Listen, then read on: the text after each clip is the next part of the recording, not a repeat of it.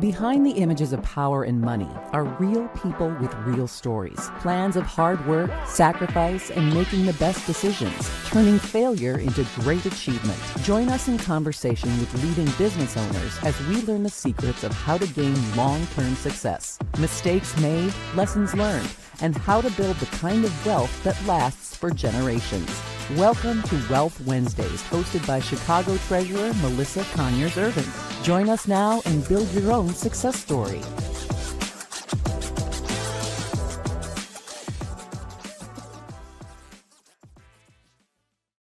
Good afternoon and welcome to Wealth Wednesdays. This is our virtual session that is more than just about money. It's about access and education, making sure that our families have the proper tools that they need to build, protect, and pass on what they've worked so hard for.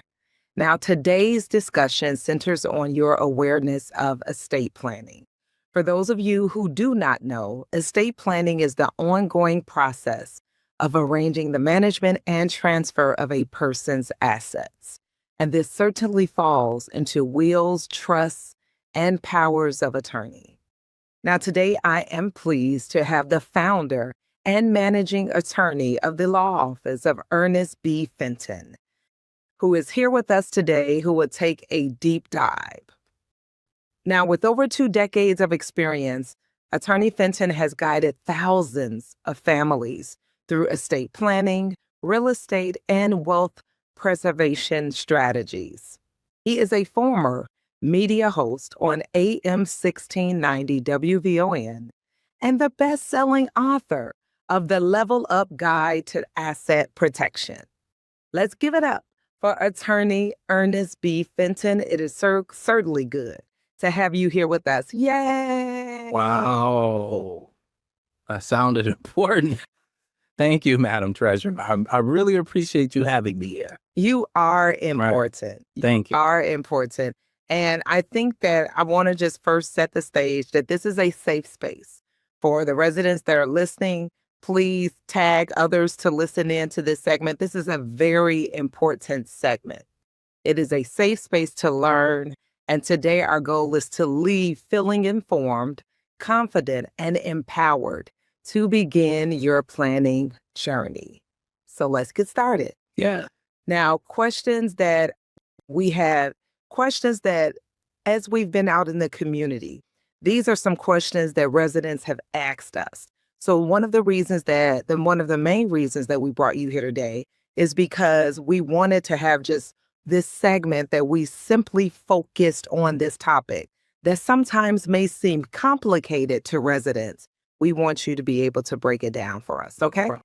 All right, so residents, please know that these questions have come from us being out in the community. Now, let's get started. First question. What is the first step that someone should take if they've never done any estate planning before? This is important. What is the first step that you can face? First step is I need you to clear your mind and your spirit. I don't want you to be afraid of the monster that lives in your head that says to many people, if I talk about estate planning, what I'm really doing is planning my demise. Dispel that myth. I need you to give up on that. So I need you to clear your mind. And then once you clear your mind, then I need you to reach out to a person like me, someone who can help you navigate the experience, right? And then here's another part, right? And preparing you to clear your mind and then reaching out.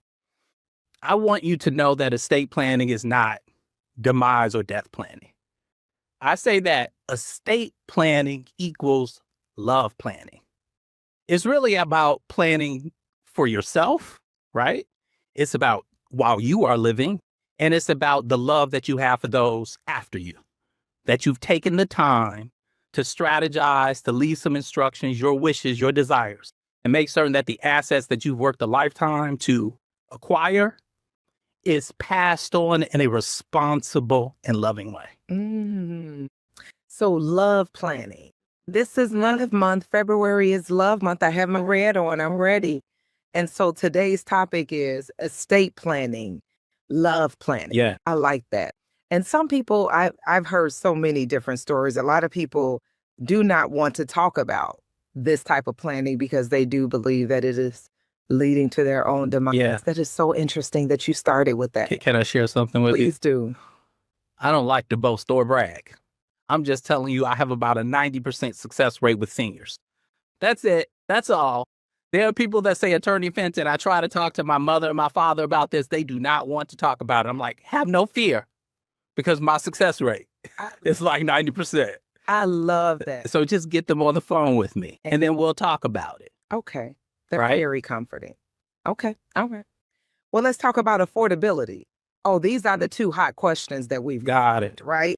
How much does basic estate planning usually cost?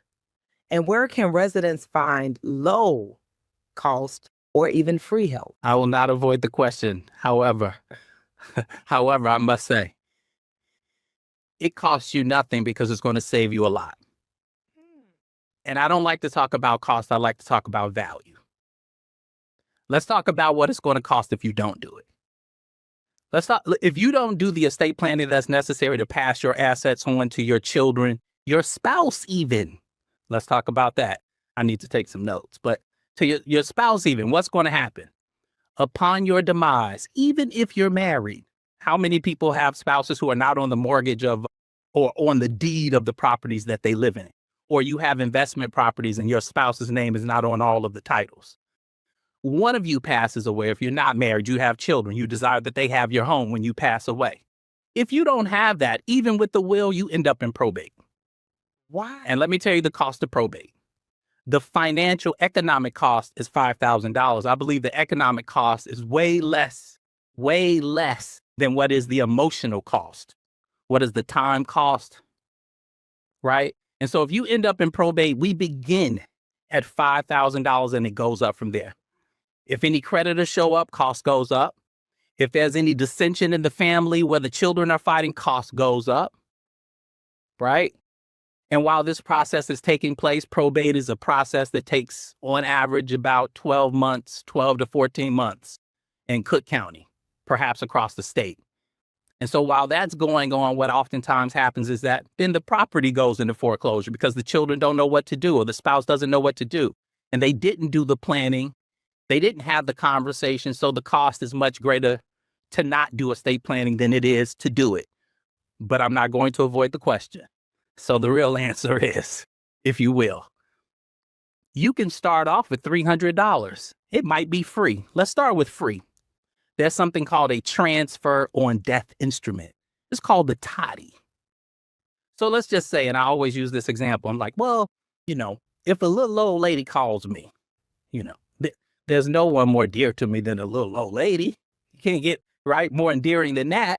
If a little old lady calls me and she's like, Attorney Fenton, I don't have a lot of money. I don't have anything. In fact, I'm on a fixed income. I'm month to month. But all I have is this little old house that I bought in 1960. And I want to make certain that my two children inherit it. And I don't have any money. I say, ma'am, then we can look at a transfer on death instrument. And what that allows you to do is to name someone as the beneficiary on your deed. And upon your demise, the property automatically transfers over to them. You could literally Google, download that form. I think you can get that form, at the city. So yeah, that can be free or a few $100s, but for recording, it's about $100 to record that deed. So that's one. Maybe you don't own any property. Maybe you're on a fixed income. Maybe quote unquote, you don't need a will, but everyone needs a will. Everyone needs a will, at least at the very minimum. But I say most or everyone needs a trust as well. But let's just say property is not your concern. But here's another concern, estate planning. Well, what if you get sick?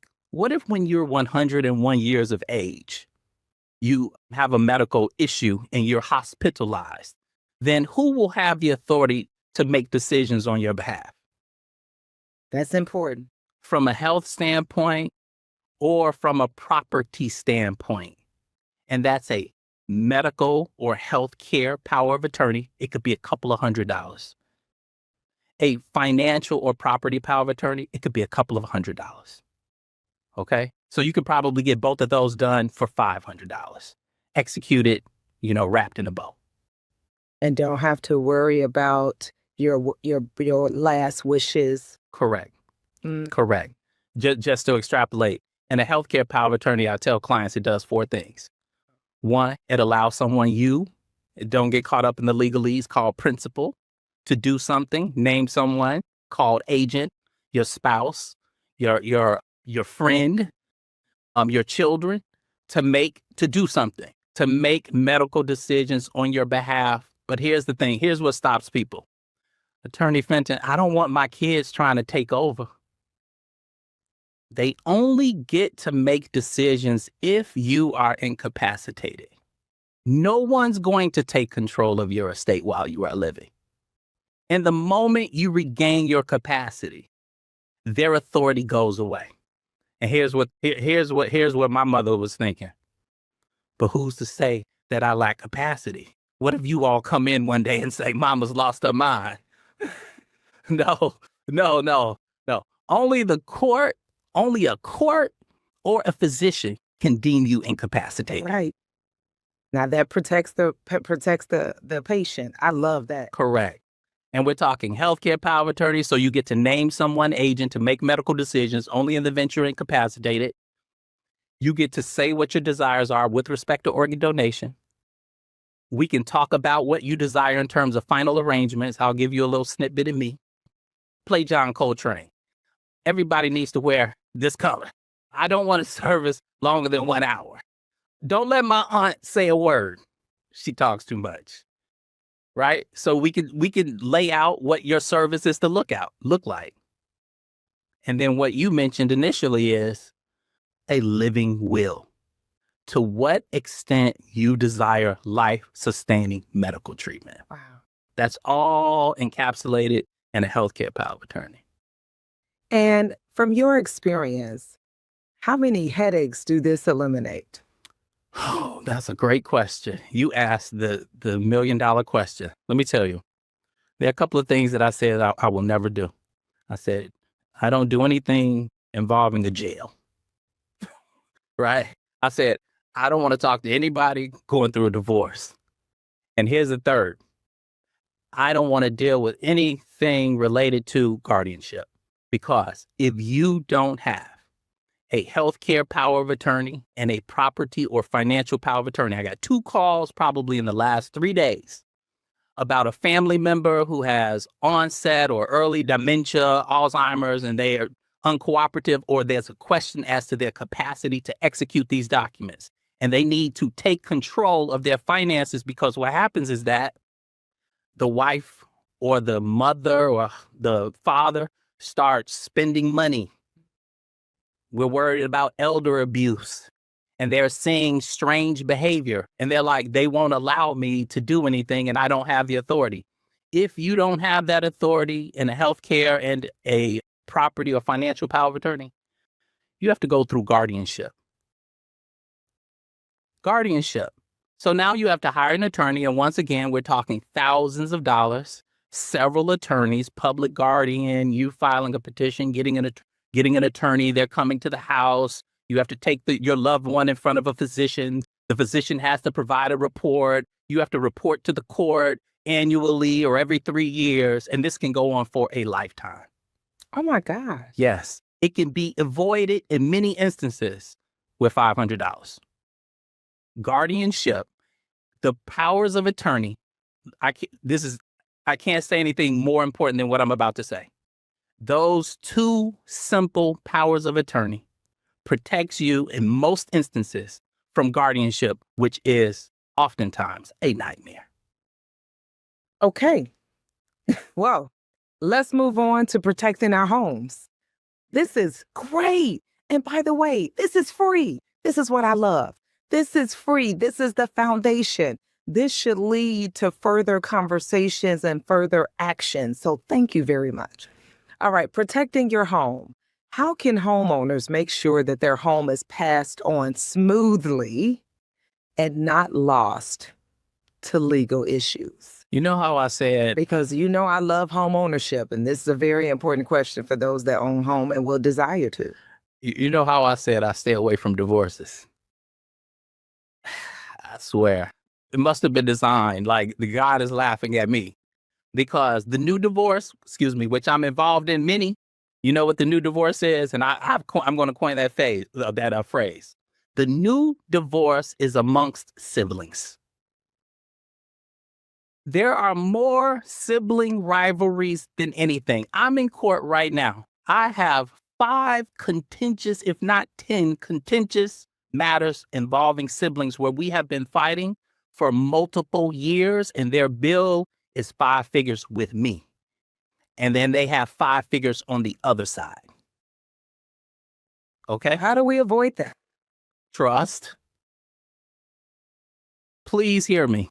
I know you love your children and you think they're going to do the right thing. You just don't know. Okay?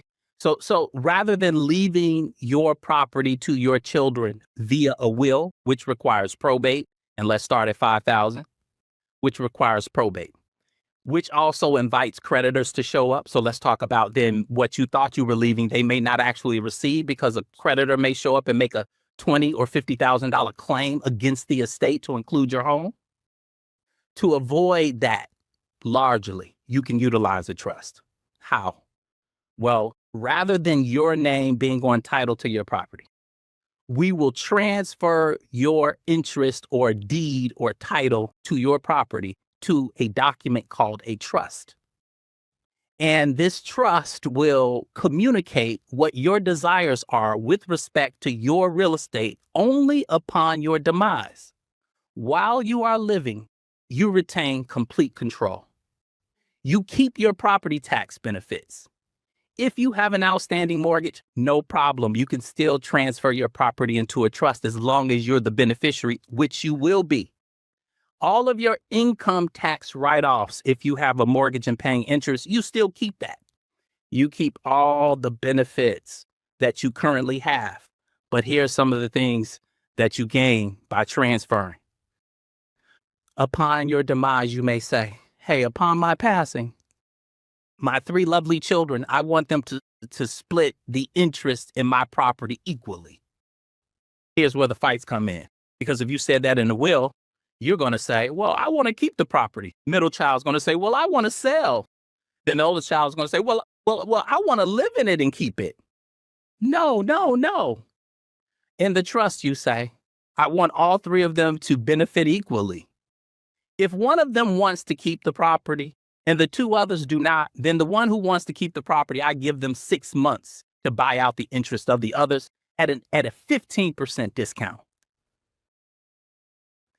If all 3 decide to sell the property, then I want the oldest child to be in charge of arranging for the sale. If they do not successfully sell their property within 6 months, then I want the second child to be placed in control of selling that property. Upon the sale of the property, I want the net proceeds to be split equally. However, with respect to my youngest child, do not give them all the money at one time. This is wealth preservation. Right? Most wealth is lost in the first generation. It's not going to last 2-3 years after you're gone. So we have to be responsible in how we transfer. Now we're talking about wealth. We're talking about the love component because you want the best for your children. The best for your children is not just handing them a house or money. The best for your children is handing them instructions and teaching them and showing them. So we show and teach and tell and communicate the desire. The youngest child shall receive an initial distribution of $10,000. Annually on their birthday, they will receive 10% of the remaining principal balance of the trust. And whatever amounts that remain in the principal shall be invested. So we can go on and on. So what's amazing about this is that when we talk about estate planning, I like the terminology you used about building wealth. Yes. Legacy. We need to talk more about that in our community. And so I appreciate that you use that terminology because we need to hear that more and understand that this is a legacy building. This is building wealth when we have plans, instructions. And you said it best, not just leave it to the family and say, I know you're going to do the right thing. There's a lot of emotions during death, a lot of emotions. And so to leave the proper instructions of what the person's will is, That is so very important. So really thank you for that. You're very welcome. And you don't know where your children will be. Here's a story, and I know we have short time. Here's a story. This is one of my favorite stories. This is one of my favorite stories ever. Here's the premise. You don't know where your children will be, right? You don't know what they'll be going through. Will they be going through a divorce? Would they have just been involved in an accident? Is your daughter-in-law or son-in-law in charge of their finances and you just left them the money? Do they have creditors? Are they in bankruptcy and you just left them the money? So you're not managing beyond the grave. That's the terminology. You're not holding the money in the trust and distributing or dispersing it to your children solely because you don't trust your children. You don't know what will be going on in your children's life when it's your time and turn. Good news, bad news, right? Good news is I see 110 years of age in your future. Here's the bad news. You had your top child at 25. So your child will also be how old? 80s? In their 80s. The story I was about to tell is that I had a client call me on the phone and she was like, Attorney Fenton, I need a power of attorney. And I was like, okay. And then I told her, and she was telling me about her daughter was having some issues. And I was like, okay. And then she called me back a week later and she said, Attorney Fenton, yeah, my daughter's health is declining and I'm going to see her. I said, all right. She said, yeah, it's like an hour and a half for me to get to her. I was like, really? She was like, yes, I take public transportation. I don't drive. I'm like, okay. And then she says to me, I'm going to see my daughter. Do you want to know where I'm going to see her? I said, where? She said, the nursing home. I said, a nursing home? She said, yes. She says, she started laughing. She says, Attorney Fenton, do you want to know how old I am? I said, how old? She started laughing. She was like 98. Her daughter was in a nursing home. So the good news is that many of us will be living to 100 years of age. The bad news is that many of us will outlive our children, or we will be in better health than our children. So simply making a will saying that I give this to my children is not responsible. You need a trust. You need a backup plan. I don't think we've ever heard it explained this way. I just want you to know that. This was very educational. That was very educational. I thank you for that. You're very welcome. I believe that this segment is going to be life-changing, to be honest with you. And so, by the way, I saw that you had this book, and I've seen this book before, and I've taken a glance at this book. So this is Your Level Up Guide, Asset Protection, Trust, Estate Planning. And this is by attorney Ernest B. Fenton. So you have your own book. And so I was looking at it earlier and I said, well, Attorney Fenton, this looks like an easy read. And I like your reference to say it's not just a read, it's a reference. And so it's referenced by chapters so that people can just go to it and know what they're looking for and get some answers. So really thank you for that. Very welcome. All right. So I think we're tidying up here, but I wanted just a few more questions. Number one, who needs a plan? This is a good question. Everyone?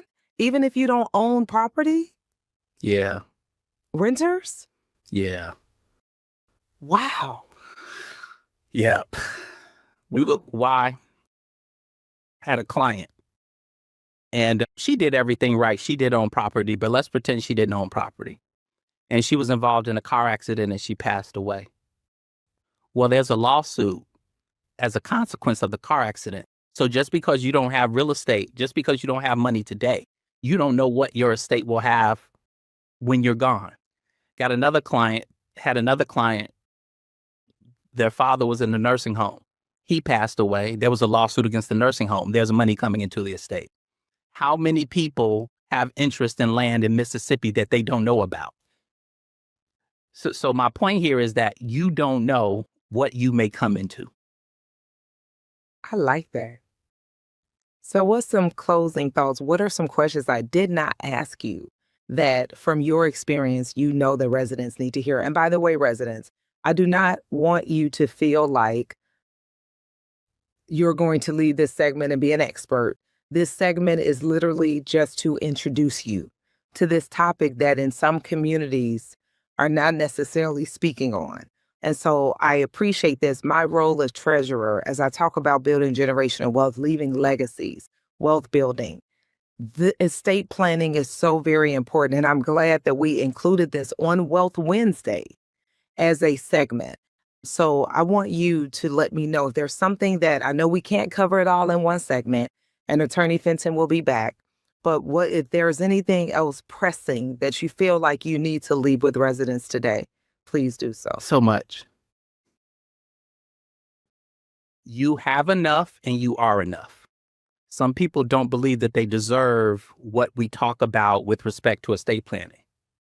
One, we don't believe that we have enough. You can have my mother, I didn't make these words up. This is my mother. This little old house. I hear that so often. That's all. I'm like, the little old house. Oh yeah, because we bought it, or my parents purchased our home for $35,000 in 1965. But she didn't realize that, now the value is $250,000. So she still looks at it as a little old house, just like you see your kids and they're like 35 and you keep saying my baby. You still see the child as a baby. It's 35. I know you're right. Because my baby will always be my baby. I know you're right. And it's the same thing. A lot of us don't realize how much that we have. And even if you don't have the house, you don't know, right? Wow. Here's another. Hate to see a grown man cry. All real stories. I know it's not in my book. These stories, I have some great stories in my book, but not these stories. Hate to see a grown man cry. Big guy, could have been a linebacker for the Chicago Bears. He had to be 325 pounds. I think his daughter was and then someone was on the phone. It was like 4 or 5 people after the mother had passed away. I did estate planning for them. Quote unquote, relatively speaking, she didn't have much. The big guy, he's boo-hooing like a baby. Right? Why?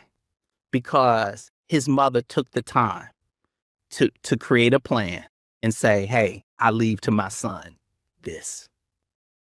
So it's not just about finances.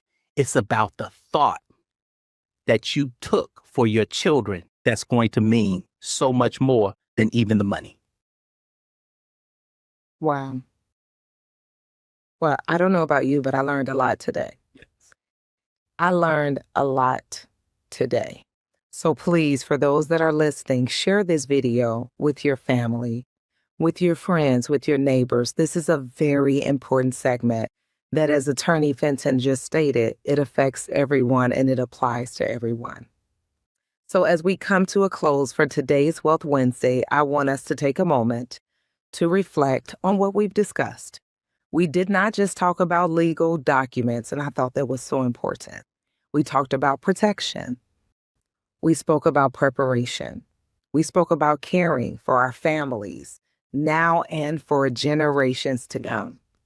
So estate planning is one of the most meaningful ways that you can show love in action. It says, I planned ahead. I thought about you. I wanted things to be easier for you. So Attorney Fenton, thank you so much for your time today. And please let residents know, by the way, how they can get in touch with you. If they have any questions, if they want to begin this journey, tell us, what can they do? My website, you can book an appointment directly through my website at attorneyernestfenton.com. And otherwise, you can call 708-991-7268. It's 708-991-7268. And we have offices in Homewood and the South Loop. Wow. Well, thank you again to Attorney Fenton for taking the time and providing us this expert knowledge on today.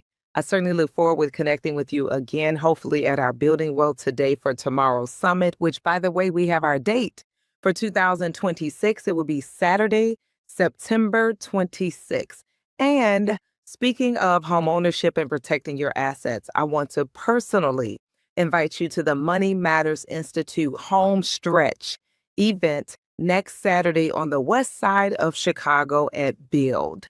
This is your opportunity to begin proper steps to purchasing a home in partnership with the Resurrection Project. We invite you to register today to participate in part 1 of our homebuyer class. Take advantage of the one-on-one counseling with HUD certified counselors and meet financial institutions to discuss opportunities for down payment assistance. Sign up today at shy.gov/MMI. We look forward to seeing you again on our next Wealth Wednesday. Stay informed, stay empowered, stay intentional. See you next time.